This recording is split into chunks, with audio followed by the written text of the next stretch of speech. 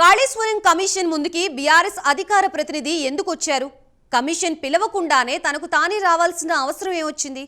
Commission ముందుకు తెలంగాణ జలవనరుల సంస్థ మాజీ చైర్మన్ రావడం వెనుక పెద్దసారు ప్రమేయం ఉందా? కమిషన్ ముందు ఏం చెప్పుకొచ్చారు? మీడియా ముందుకొచ్చిన ఆయన కేసీఆర్ గురించి పదే పదే ప్రస్తావించడం వెనుక ఏం జరుగుతోంది?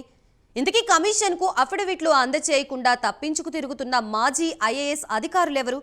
అఫిడవిట్లు ఇస్తే దొరికిపోతారనే సందిగ్ధంలో అధికారులున్నారా?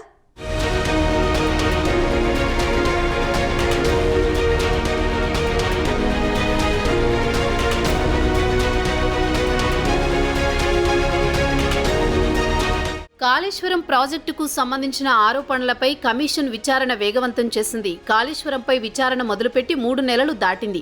3 నెలల కాలంలో కాళేశ్వరం టెక్నికల్ అంశాలపై విచారణ పూర్తి చేసి రెండో దశ విచారణ మొదలుపెట్టింది. రెండో దశ విచారణలో ఆర్థిక అంశాలపై దృష్టి పెట్టనుంది. మొదటి దశలో కాళేశ్వరంలో ఆయా డిపార్ట్మెంట్లలో పనిచేసిన అధికారులను విచారణ చేపట్టిన కమిషన్ ఎవిడెన్స్ సేకరణపై ఫోకస్ చేస్తోంది. ఎవిడెన్స్ సేకరణ పూర్తి కాగానే ఫైనల్ రిపోర్ట్ తయారు చేసేందుకు కమిషన్ ప్లాన్ చేస్తోంది. ఇప్పటికే కాగ్ నివేదిక అందిన నేపథ్యంలో ఎన్డీఎస్ఏ, విజిలెన్స్ ఫైనల్ రిపోర్ట్స్ కోసం కమిషన్ ఎదురు చూస్తోంది. ఫైనల్ రిపోర్ట్స్ రాగానే తదుపరి కార్యాచరణకు వెళ్లేందుకు కమిషన్ సిద్ధమవుతోంది.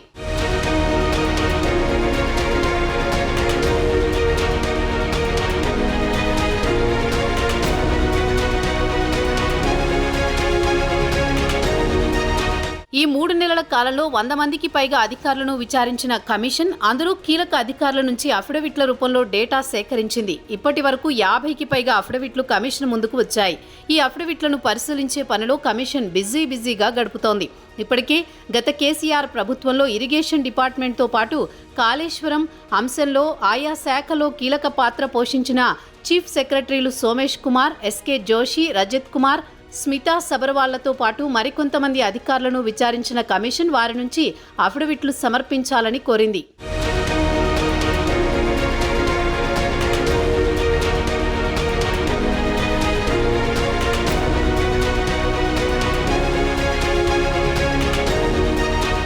గత నెల 20వ తేదీ వరకు అఫిడవిట్లు ఇవ్వాలని కోరినప్పటికీ కొంతమంది కీలక అధికారులు అఫిడవిట్లు ఇప్పటి వరకు ఇవ్వలేదు. ఇవ్వని వారిపై కమిషన్ గుర్రుగా ఉంది. అఫిడవిట్లు ఇవ్వని అధికారులకు మరోసారి నోటీసులు జారీ చేసేందుకు కమిషన్ సిద్ధమవుతోంది. వచ్చిన 50 అఫిడవిట్లను క్షుణ్ణంగా కమిషన్ పరిశీలన చేస్తోంది. అధికారుల నుంచి పెండింగ్లో ఉన్న అఫిడవిట్లన్నీ కమిషన్ ముందుకు రాగానే వాటిని కూడా పరిశీలన చేసి అఫిడవిట్లలో డేటా ఆధారంగా మరికొంతమందికి నోటీసులు ఇచ్చి విచారణ చేపట్టే అవకాశం కనిపిస్తోంది.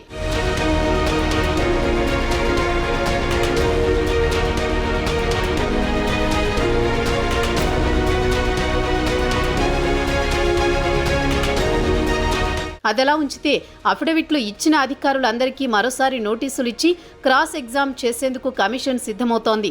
అందులో ఓ కీలక మాజీ ఐఏఎస్ అఫిడవిట్లు ఇవ్వకుండా తప్పించుకు తిరుగుతున్నారని తెలుస్తోంది.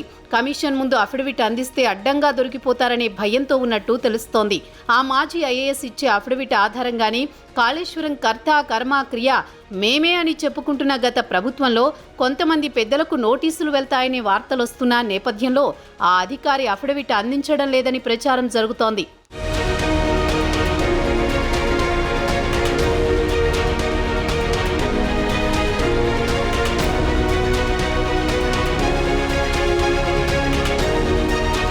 గత బీఆర్ఎస్ పాలనలో ప్రతిష్టాత్మకంగా చేపట్టి నిర్మించిన తెలంగాణ ప్రజల దాహార్తిని తీర్చామని గొప్పలు చెప్పుకుంటున్న బిగ్ బాస్లకు త్వరలోనే కమిషన్ నుంచి నోటీసులు జారీ అవుతున్నాయనే నేపథ్యంలోనే పెద్దసార్లు కమిషన్ ముందుకు ఒక బంటును పంపారనే ప్రచారం సాగుతోంది. 4 నెలల నుంచి గుర్తుకురాని కమిషన్ ముందుకు కేసీఆర్ అనుంగుడు పిలవకుండానే రావడం ఆ ప్రచారానికి బలం చేకూరుస్తోంది.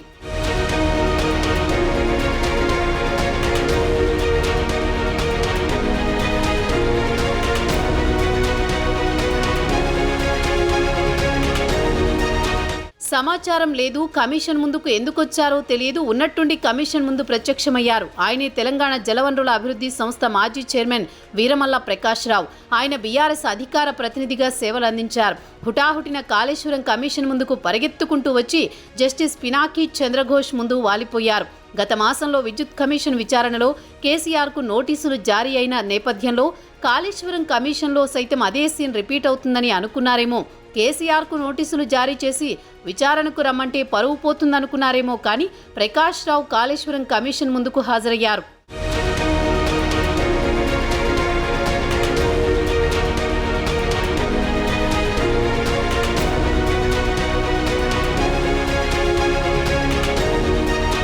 కమిషన్ పిలవకుండానే ఎందుకు వచ్చారనేది కాసేపు ఎవరికీ అర్థం కాలేదు. కాసేపు అయ్యాక మీడియా ముందుకొచ్చిన ఆయన తాను ఏ పార్టీకి సంబంధించిన వ్యక్తిని కాదని, ఏ పార్టీ నుంచి కమిషన్ ముందుకు రాలేదని, కమిషన్ పిలవకుండానే తనకు తానే కమిషన్ ముందుకు వచ్చానని చెప్పుకుంటూ మీడియా ముందు మొదలుపెట్టిన ఆయన తన స్పీచ్ అంతా కాళేశ్వరంలో ఎలాంటి తప్పు జరగలేదు, కేసీఆర్ గొప్పోడని, ఇదే విషయం కమిషన్ ముందు చెప్పానని చెప్పుకొచ్చారు.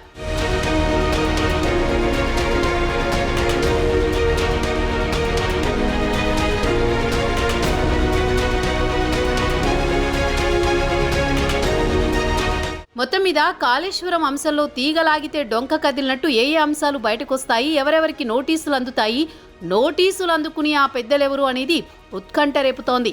కాళేశ్వరం విచారణ ప్రస్తుతం 2వ దశ ఇన్వెస్టిగేషన్ మొదలైంది. మొదటి దశ విచారణలోని అధికారులకు ముచ్చెమటలు పట్టించిన కమిషన్ 2వ దశ ఆర్థిక అంశాలపై దృష్టి పెట్టబోతున్న నేపథ్యంలో కమిషన్ విచారణ ఎలా ఉండబోతోందనేది ఆసక్తికరంగా మారింది.